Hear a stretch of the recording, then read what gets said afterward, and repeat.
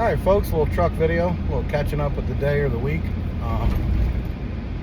So I just started this YouTube channel. I've been doing this work for a long time, over 20 years. In the business for myself for 5 or 6. We're based out of Flagstaff. Quick little rundown of what we do. I primarily do axle and bearing surgery type stuff. Anything from single axle utility trailers, your little lawnmower trailer, double and triple axle RV trailers, hot shot trailers, and 30 and 40 foot goosenecks, stuff like that. A lot of spindle and bearing damage, hub damage, broken wheel studs, brake replacement. I've been noticing there's a couple other channels out there that do this type of stuff. I should have started this YouTube channel a long time ago. I've always meant to, I just haven't, you know.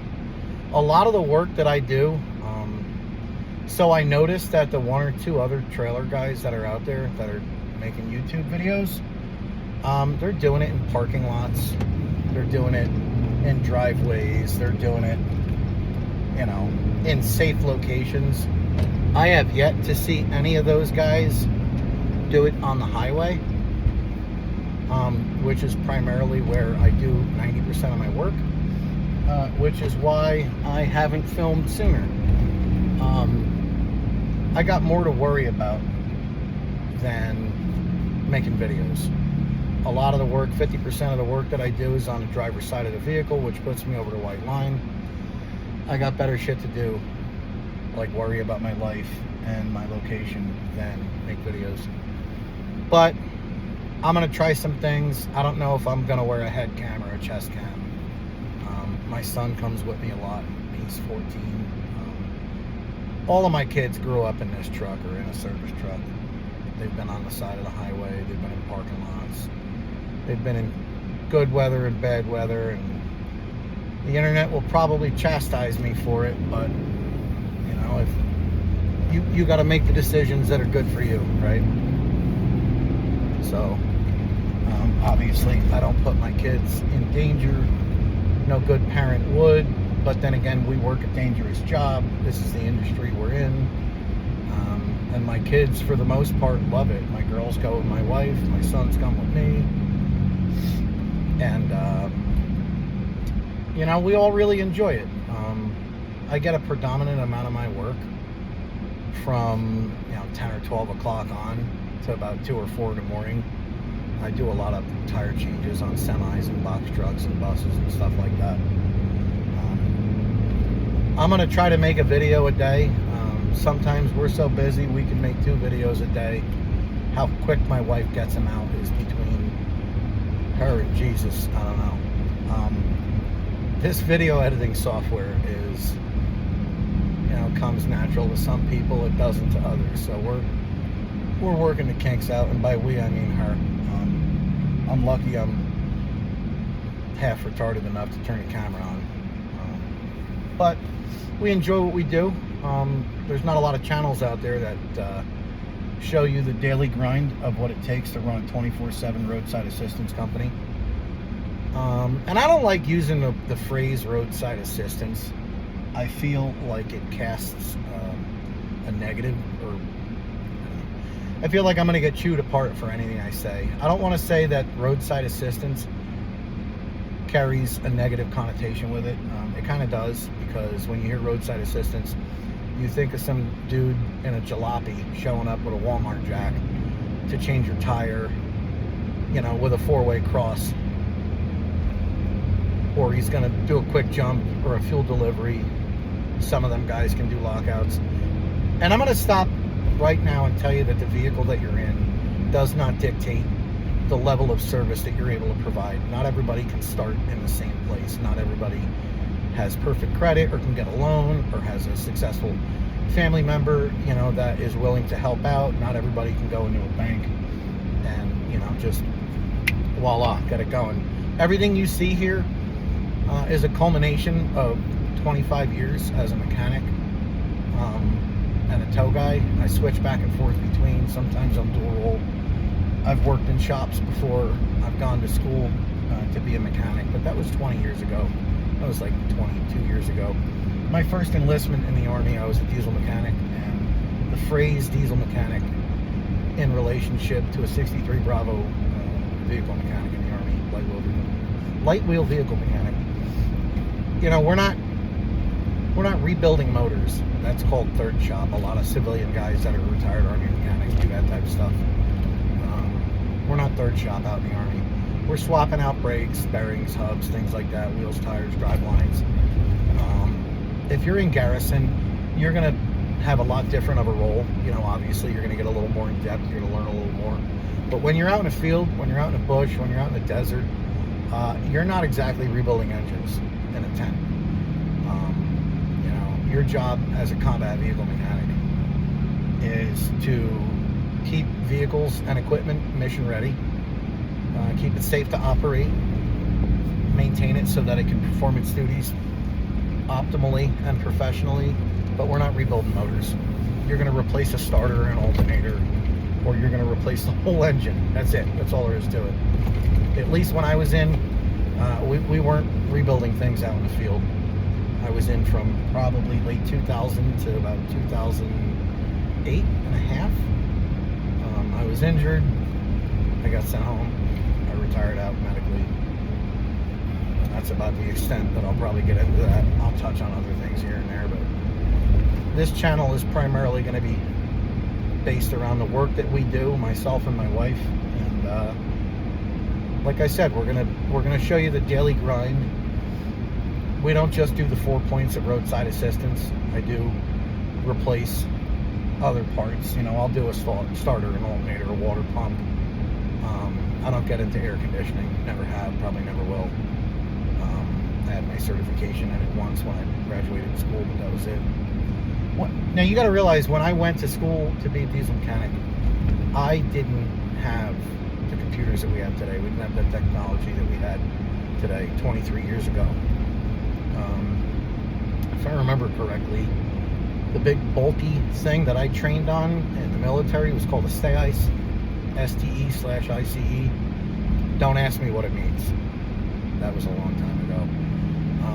But it was in your standard Pelican looking case. It had 25 or 50 different adapters. It had pressure transducers. It had all kinds of things. It was very archaic, but for its time, for dudes out in the field, it would help you get things diagnosed pretty quickly if you knew how to use it. And after that, I never went back to school. No continuing education credits, nothing like that. I've just worked in the field, worked on what I can work on. I stay in my own lane. Sometimes I'll try something new. It's never at the customer's expense. If I don't have at least a 60 or 70% working knowledge of what I'm getting into, that's when I say stay in my own lane. Like, I'm not out here trying to harm people's vehicles or make the situation worse. I do not.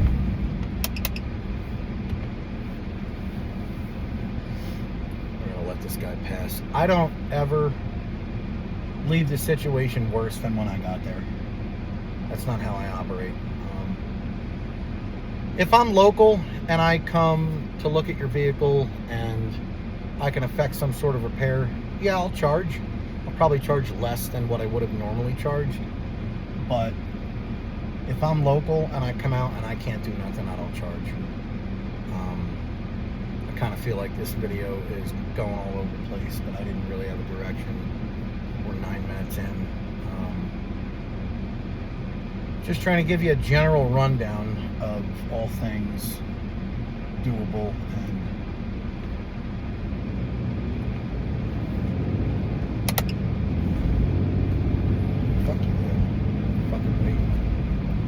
I hate waving at people and then getting looked at like I'm retarded. Now you can go fuck yourself.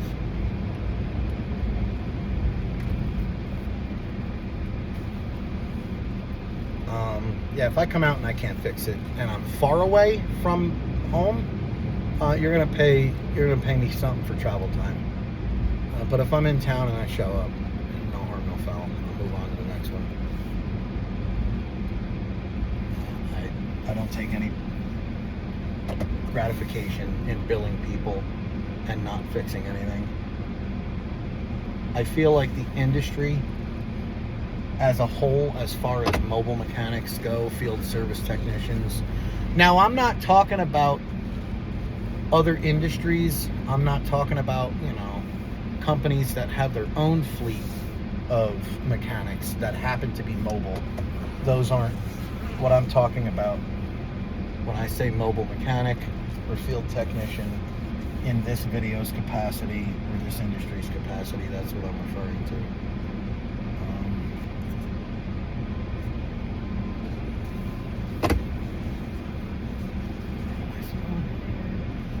I feel like the roadside assistance industry, as far as semis and trailers and just general automotive, the travelers, I feel like that industry has been given a bad name and a bad reputation over the years. There's a lot of guys out there that'll come look at your vehicle, not have a clue, tell you they're going to get parts, charge you, take your money, never come back. That's not how we operate. And there's a lot of instances where I feel for the situation. There's a fine line. I'm a business. I'm not a charity. I'm not out here to just absorb the world's problems. I am a nice guy, but this is a business at the end of the day, and I'm here to turn a profit. People have options. They may be shitty ones, but you have options. If you can't afford me to come fix your vehicle on the side of the road, then you need a tow truck. It is what it is. A lot of people don't want to hear that. A lot of people expect that I'm Napa or O'Reilly or AutoZone. They're mad when I show up and I don't have 57 different parts on the truck. That's not the way it is. There are limited things that any good quality field mechanic should be doing in the field. I'm not replacing your starter or alternator on the side of I-40. If you call me on the side of a major interstate and say you need a jump, you don't need a jump. You need a tow truck. If your car died, it was either low oil pressure, failed battery, failed alternator, overheated and locked up. There's a multitude of things, of reasons it could be.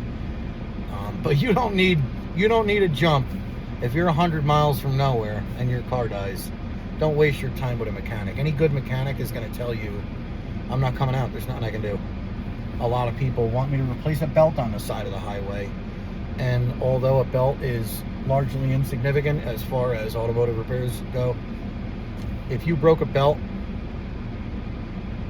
it's few and far between that belt snapped because of old age. Typically when belts snap, there's a seized pulley. AC compressor, alternator, water pump, power steering pump. Those are your top four. Usually people that broke a belt and their engine seized. Some people know that, but like I said, we do your typical 4 points: broken leaf springs, U-bolts, locked up brakes, failed bearings, failed hubs. A lot of people don't ask how. Like a sideways torque tension, but a lot of guys will get these triple axle fifth wheels and break leaf spring hangers right off the frame because they get, whether you are looking at it one way or the other, you broke 90 degrees the wrong direction, or you're over cammed in your suspension travel, or maybe I'm misspeaking, but a lot of guys will put these triple axle toy haulers in a bind trying to back into a spot, and they have the trailer completely sideways perpendicular to the truck, and they're just pushing the trailer nose sideways, which is just dragging axles sideways. And a 3-axle trailer, whether you're driving properly or improperly, even when you're turning a corner normal, you're going to take that rear axle and you're going to drag it sideways just a little bit, ever so slightly. But I'm not out on the highway welding a cracked frame. I'll do leaf spring hangers on the highway. I'll do a couple of little other things. Like I said, my goal is to keep people off a tow truck. Even though my goal is working toward a tow truck because I came from the towing industry, I am not out on the highway doing wild stuff. Certain circumstances, I will weld a broken frame. But if I show up to the scene and you're in a single axle or a single tire dual axle 15 or 16K 30-foot 40-foot flat deck gooseneck trailer, and you're a hot shot doing non-CDL hot shot, and your trailer's got, you know, a 16 or an 18K GB dub max, and it wouldn't even be that high 40-foot single tire.